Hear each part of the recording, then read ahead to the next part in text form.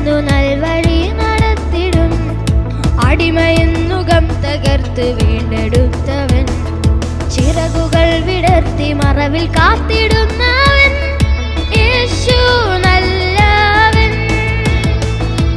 ചെങ്കടൽ പിളർന്നു നൽവഴി നടത്തി, അടിമയെന്നുകം തകർത്തു വീണ്ടെടുത്തവൻ, ചിറകുകൾ വിടർത്തി മറവിൽ കാത്തിടുന്നവൻ.